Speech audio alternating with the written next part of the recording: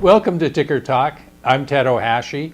I have with me two gentlemen who are acknowledged as being at the top of their respective fields of gold and silver markets. And I think you're going to enjoy what they have to say. First, I have Jay Taylor, a friend of mine and also a very good friend of investmentpitch.com. And with him, our silver guru, David Morgan, a more recent acquaintance of mine, but also a good friend of Investment Pitch. Welcome, gentlemen. Thank you, Ted. Good to be here. Why don't we start by having you just give us a thumbnail sketch of yourselves and what you do. Jay, do you want to kick that off? Sure. Well, I've been writing a newsletter since 1981. I got interested in gold after I had a college professor shortly before that who was convinced there was a correlation between the debasing of currencies and morality and work ethics of a nation. And I thought that was a very interesting concept, so I watched what was going on during the 1970s and the like, and sure enough, as we decided to go off the gold standard in 1971, we started to print lots of money. We started to engage in foreign wars more aggressively. People started to feel that they could have something for nothing. And we started to watch, I think, the early days of the disintegration of a monetary system that was based not on honest money, but on paper money. And so I have written about gold mining companies as a way to try to, as one way to own gold and protect yourself against the debasement of the currency, the loss of purchasing power in currency. And I also cover silver mining companies as well to an extent, but I have a little more preference for gold probably than silver at this point in time. Okay, thank you. David? Well, I was 11 years old when we went off the silver standard in a practical way. In other words, in an official mandate, we were off it for quite some time, but silver coins still circulated in the United States through 1964. And in 1965, coins were reissued that were cupro nickel, copper, nickel plated. And I noticed that, and I never, at that point in time thought I'd be where I'm sitting today. But I was always fascinated by money, finance, how things happened, how would you create a company, and that type of thing. So I started investing in stocks under the age of 18. You're allowed to do that if you get parental permission. And I started studying finance, and I found the honest money path very early on. And that led me to continue to study what's real and what isn't in my book, meaning that, as Jay said earlier, whenever you've gone off of an honest money system, there's been a price to pay. And so my first degree was actually in engineering. My second degree was finance economics. I had already self-studied on the Austrian school, so I went through and got my master's. I wasn't really confrontational, but I sure had a lot of questions that these Keynesians couldn't answer about their models. And so I came out and was doing private consulting, working trading somewhat. And I decided early on, after the internet started to really kick off, that a good way to start what I did best, which I thought was consulting, to start a website. And that morphed into a newsletter service. I still do some consulting, and then where I am today. So it's been a heck of a ride, and I think there's a lot more to go. Now, both of you mentioned debasement of currency. I mean, is that a big thing in your outlook for gold and silver today? Well, I'll start off, and maybe Jay and I have had this discussion before, sure. But I kind of forgot what motivated you, and it's the same, similar motivation. Mm-hmm. One thing that I pound on is that there's a direct correlation between the debasement of a currency and the debasement of the moral structure of a society, mm-hmm. and I think that's imperative for everyone to know.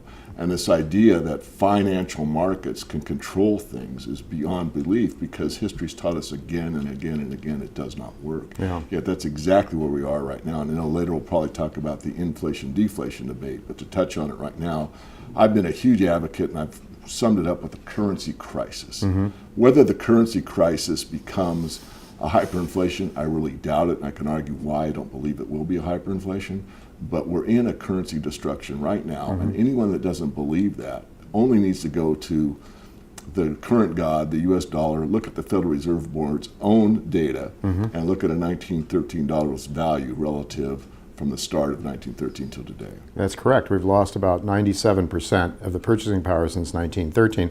The Federal Reserve was created, as David suggests, that the intervention in the markets doesn't work. I think that's what David meant to say, right? That in fact what we've decided is that that we can't allow the markets to act because they are not kind, they are not good, and so we have to have government that is more knowledgeable than millions of individuals making simultaneous decisions, and somehow the Federal Reserve can decide in its infinite wisdom that it can decide how many dollars should be created out of nothing, because there's nothing behind the dollar.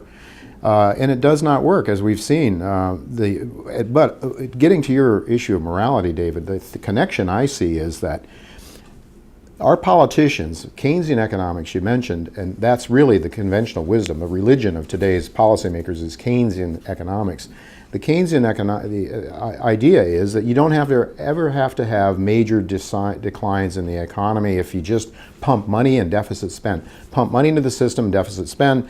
If the private sector isn't going to buy something, isn't going to be active, then the government can step in and make up and fill the gap. Well, we've seen that over many decades has been the practice, and it's leading to a cataclysmic decline. But I think the connection on the morality issue is, with that idea that we don't have to have a business cycle, is that you can get rich without working. You can have something for nothing. You don't have to work. So I think it actually transcends the economic sphere. I think it trends the morality, the way people treat each other in relationships and so forth, because if you get this thing in your eye, you get this notion in your head that you don't have to work. You don't have to work for a relationship. I don't have to work for money. I don't have to work. I can just enjoy and have pleasure.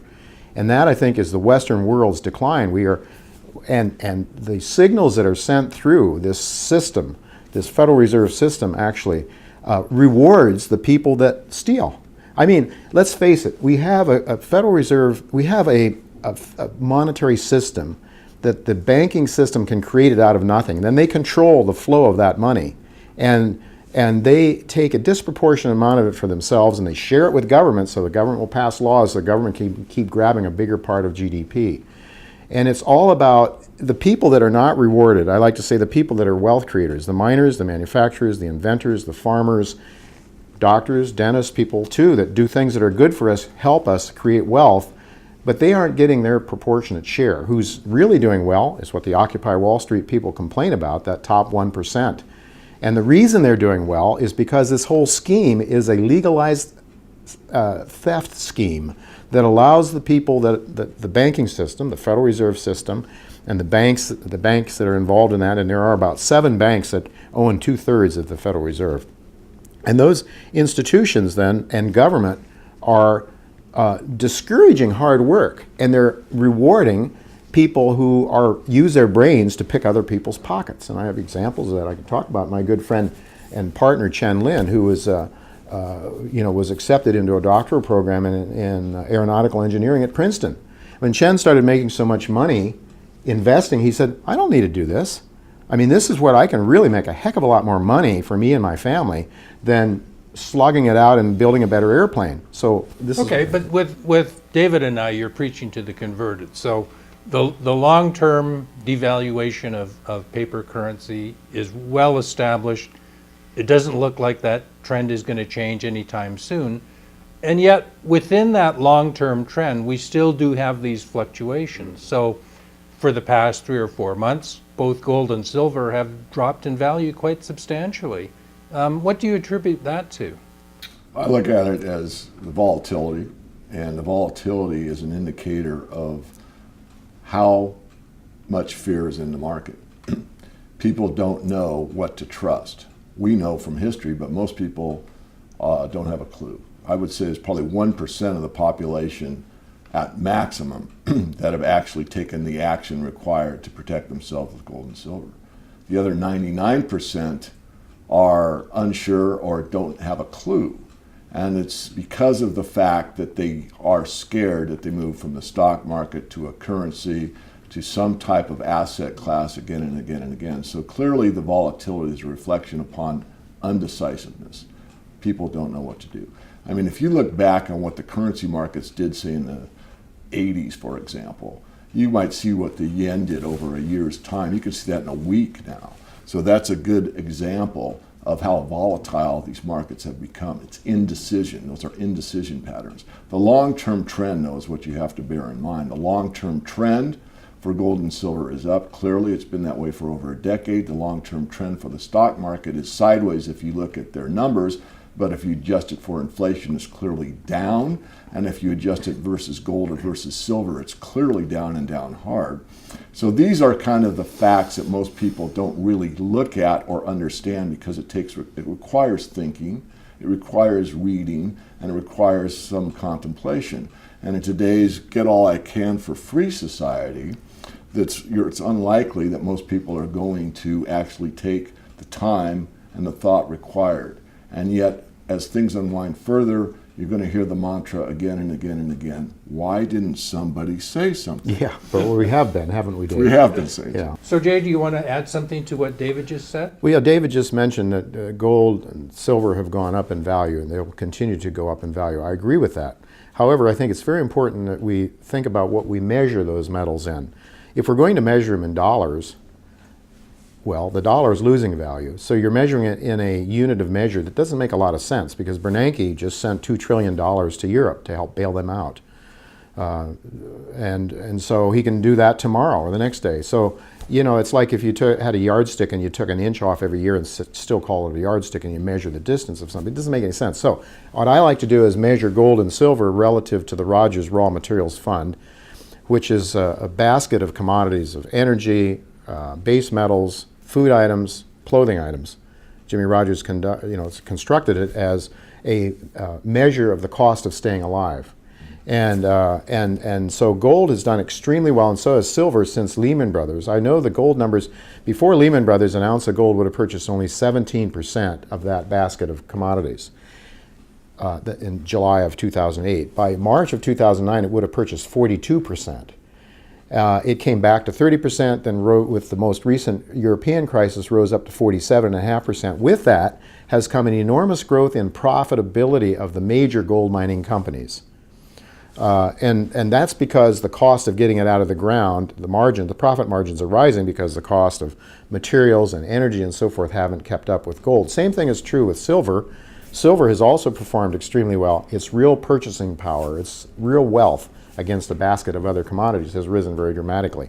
Silver is more volatile, so we see when the system is, a common terminology is we're in a risk-averse, what do they call it? Risk on, risk off. When we're on a risk on, that's when optimism flows, and we were talking about we're seeing these ebbs and flows within this long-term cycle. That when that happens, when the risk aversion, when the risk trade is on, then you see silver outperform gold. When the system collapses or when it contracts, we have another Lehman Brothers, then gold tends to outperform silver. But I think you need to own both of them. Really need to own both of them, because silver is poor man's gold, some people call it, but David is really the expert on silver, so I should let him talk about silver. Do you agree with that basic assessment of when gold and silver perform relative to each other? Pretty much. The best study on the topic was with Professor Jastrom. After he wrote The Golden Constant, he said, I wonder how silver does. And he studied silver basically in the same parameters. He looked at it as a basket of commodities over as many centuries as he could get data. Mm-hmm. And what he discovered was that silver not only is more volatile, silver the restless metal, but that in certain times it did well in deflation. Mm-hmm. But overall, the bottom line of the book was that in a currency crisis, which is what I've been forecasting for some time, nothing beats silver. And I think the reason he didn't add this, these are my words, that as things continue to unwind and accelerate, a lot of people will be priced out of the gold market. Right. They'll be saying, well, gold's at 2,500. I've got 2,500. If I go to my favorite coin dealer down there, I'm going to get 1 ounce. People don't realize how valuable gold is, what a small coin is actually valued at. So they'll move to silver. That's what happened at the end run of 1979 to 1980. Silver started 1979 in the $6+ level, $6. Ended January 21st, 1980. We've been there for 32 years as of yesterday, at $50. Mm-hmm. So you had like an 8-bagger in 1 year on a commodity. Mm-hmm. So people will run in the silver market, and since there's such a small physical amount of silver, I think it will outperform gold in the end. But again, you're right. I'll just reaffirm that in a contraction, it's a mixed bag. Normally the bias is it doesn't do as well as gold. That's true. Mm-hmm. So on a long-term basis, this currency devaluation thing is not going to change. Gold and silver are going to keep going up. What can wreck that forecast? I mean, is it a lost cause? Is it hopeless? Or is there a series of events that you can see that would turn around that situation? Yeah, I think that when times are good, then you don't need gold and silver so much. But honestly, we should go back to a gold and silver standard, gold and/or silver standard, that would allow or would provide some discipline against this creation of huge amounts of money, because David mentioned the Austrian School of Economics. One concept that Keynesians never talk about is this concept of malinvestment. When you push huge amounts of money into the system, which you can do without a gold and silver, gold and silver backing, is you create distortions in the economy. Money goes into almost like a gambling casino. We only have to look back at the dot-com era to realize how crazy valuations got on eyeball clicks, or how many eyeballs, how many clicks, and this kind of nonsense. No profitability at all, and the stocks were trading at outrageous levels. And then, of course, the biggest of all malinvestment was the housing crisis. It was created by Mr. Greenspan pumping huge amounts of money into the system. Bankers now had this money. What are they going to do with it? Well, they went out and found anybody with a heartbeat that could sign. They gave them a loan. And now we see what happened. Well, this is what happens with malinvestment. When will we have good times? Well, if they allowed the markets to cleanse, it would be in short order. We would have one heck of a depression, I think. It would be over very quickly. But what they're doing is the same thing they did in the 1930s. They pumped money in the system. They deficit spended. The federal government used fiscal policy to deficit spend. Did not work. 8 years later, as much unemployment as they had to start. We're doing it again. They thought that they just didn't execute properly the first time. Now they're pumping more money in. It's not working this time either. So Ted, I think what happens is when we start to get to better times, when the system is finally works its way through and these excesses are worked off the market. And the reason I don't think that's going to happen anytime is because they keep fighting it with monetary policy and fiscal policy. And that is just playing into the hands of more gold and silver. You know, we talked a little while ago, David, you had mentioned that not 1% of Americans, I think you meant Americans, understand what they need to do. They need to buy gold and silver. I think that people around the world, the percentages are somewhat higher than that. I think the Chinese get it. Mm-hmm. I think people in other countries that have not had a stable economy for a long time understand, and they are buying gold. The Americans, I like to say when the bull market in gold will be over, will be like in 1980 when people were stretched around the corner to buy gold coins at Deke Pereira in New York City. That was at the top when Americans are buying. Americans that was happening in Vancouver too at the time. Exactly. So. That was a telltale. You don't see it now. And I say, if I were to walk down the streets of New York and ask people, do you believe that gold is a good investment, you wouldn't find more than 1 out of 100. So David, is that the saving grace to you too? I mean, well, I would answer it slightly different. I'd say, is it possible? I wouldn't rule out the possibility, but it's all based on a con game, a confidence game, and the whole system is based on confidence. Right. Because the truth is, you can print something for nothing, as you've stated before.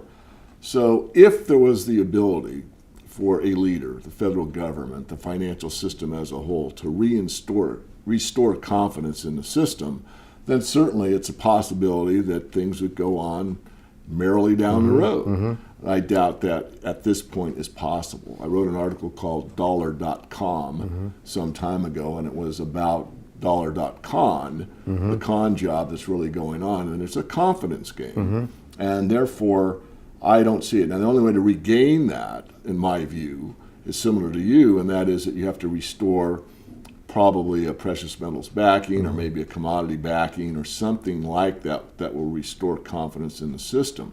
Normally governments do not go proactive, they react. Right. So after the system is basically beyond repair, then someone might have a great idea, something that we've talked about years ahead of time, us and many others, and get on a semblance of a currency that is actually trusted again. Right. And Dave mentioned that he doesn't think the con game can go on forever. And the reason, I would agree with that, the reason I think you're right about that is because more and more people are finding out in their real lives every day that it doesn't work. It's not an academic exercise. The academicians are the last ones to get it. I like to say that the most disadvantaged people in understanding these markets are people from fancy institutions with PhDs behind their names, because they have been trained and programmed to believe in not the way the world really works, but the way somebody designed it to work, or Keynes wants it to work. So I would say that it's clear what your expectations are for gold and silver. It could reverse itself, but probably not. But I can't let you get away without talking about what should an average person do to benefit from that. So what would your pick to click be for somebody today? So David, do you want to answer that question? Sure. It's pretty simple, really. I think the best thing that the average person can do is look at their debt. And the best thing you can do before you even get in the gold and silver markets is to get rid of as much debt as possible, especially the high-priced debt. Normally that's a credit card. It's pretty hard to compound 18% in the stock market. You can do that. You're Warren Buffett, and Buffett hasn't been able to do it for several years now, but he was able to do it for several in the beginning. So the point is, you pay down your credit cards. That's number one. And once you get your debt level under control, then I would say you start an accumulation program. And that would be, depending on your means, gold and silver, or maybe silver to start. And as we talked about earlier, don't think of your wealth in terms of how many dollars does this silver convert to, or how many dollars does this gold convert to. Ask yourself a very simple question. At the end of 2012, do I have more precious metal than I had at the beginning of 2012? By definition, and throughout all of history, you actually are wealthier if you have more coins than you were if you had less, or the year before. So that's the point I would make. I'm not a bullion dealer, but I advocate that's the way you start a precious metals portfolio, with the real thing first. I like the mining companies, as you well know, for lots of reasons, and they're undervalued. And quite frankly, right now, if you've already accumulated enough gold and silver, I think the best place to put new money is actually in the mining sector. But that's not what I want to push right now. The best thing is to get out of debt, live within your means, save, and with that savings, make sure some of that savings goes into gold and silver. And for you, silver bullion includes coins? Yeah, I think the best thing, Ted, is to start with coins. The lowest unit denomination possible. I mean, if you've saved enough to buy a 100-ounce bar, as an example, now you've got a one-off. In other words, you have to make one really good decision on when to sell that 100 ounces.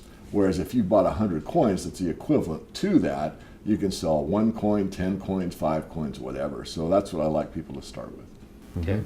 Jay? Well, I would agree with Dave in terms of the order of priorities, definitely. Get out of debt. Pay down the expensive debt first, save, start buying some coins, gold and silver, both. And then, and for the reasons that Dave mentions, the diversification, the ability not to have a one-off. I mean, I'm not a big fan of 100-ounce bars. I think, keep it smaller. And then I think we're in a sweet spot now for gold mining companies and silver mining companies.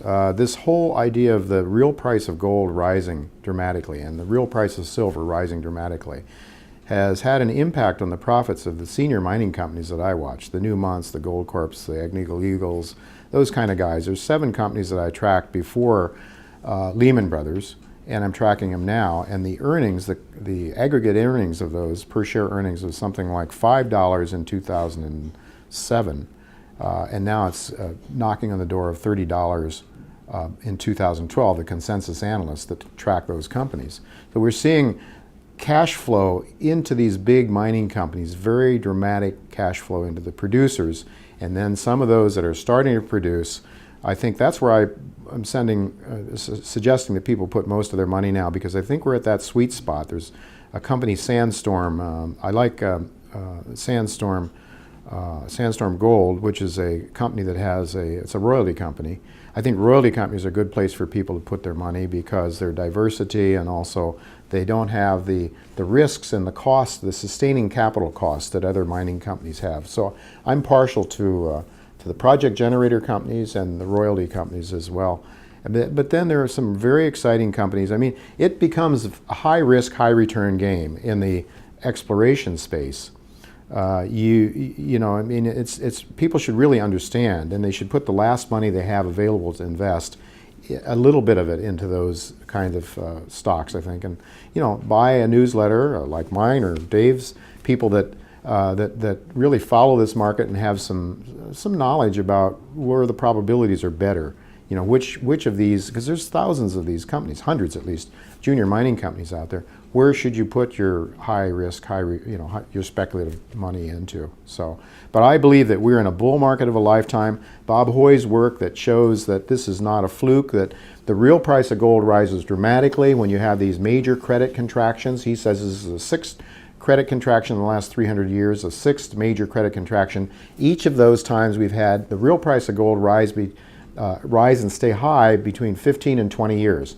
The real price of gold started rising here in 2007, 2008 with the Lehman Brothers problem. I think we have a big bull market in gold and silver mining because what the market is saying is we don't trust paper money. We need real money to reliquify the system. And whether the politicians like it or not, the markets will demand a return to real money, and they are. And it will be forced on the United States, the Western world, probably by China, Russia, some of these other countries that understand, and they don't really particularly like the United States, and so they are accumulating gold big time. Lots of countries are, and they're even talking about going back to some sort of a monetary, gold-backed monetary system.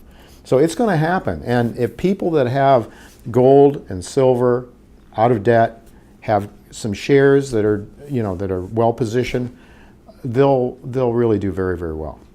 Well, gentlemen, thank you very much for being with us and sharing your thoughts with our audience. And I hope maybe a year from now we'll be able to sit down and review what you said and do it again. Good. Great. Thank you, Ted. Thank you, Ted. From the offices of Investment Pitch in Vancouver, British Columbia, for Ticker Talk, I'm Ted Ohashi.